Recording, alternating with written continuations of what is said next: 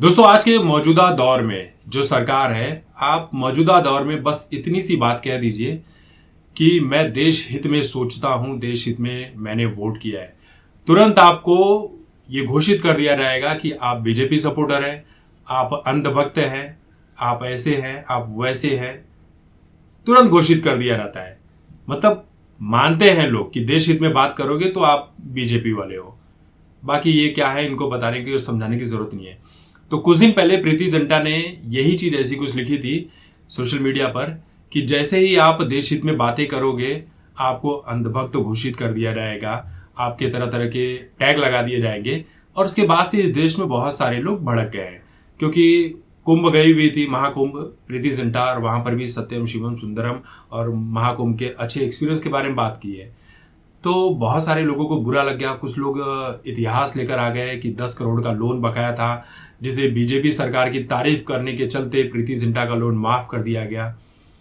तो तरह तरह के आरोप लगाए जाने लगे। प्रीति जिंटा ने भी जवाब दिया कि ये सारे जो लोन सेटलमेंट है वो सब कुछ मैंने पहले ही कर दिए है। लेकिन फिर भी आरोप लगाने वाले तो लगाएंगे ही, और उससे कुछ फर्क नहीं पड़ता है।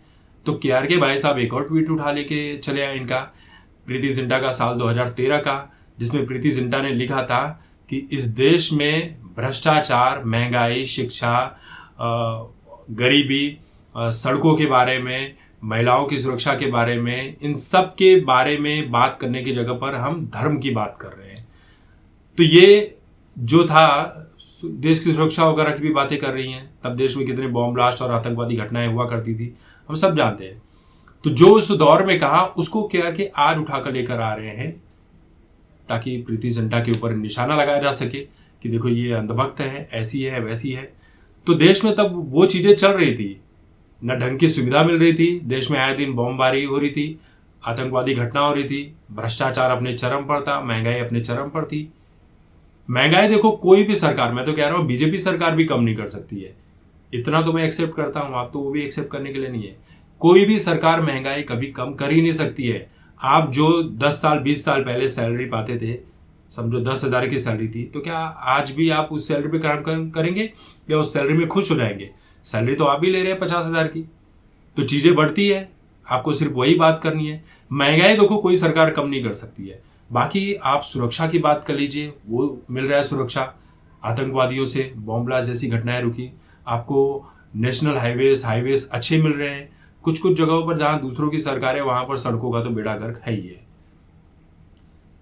महिला सुरक्षा की बात रही, महिला सुरक्षा में पहले बहुत गड़बड़ थी, आज भी ये गड़बड़ी, ऐसा नहीं कि आज गड़बड़ी नहीं है। आज भी बहुत जगह पर महिलाओं के साथ अत्याचार हो रहे हैं। इन सब चीजों को एक्सेप्ट करना चाहिए।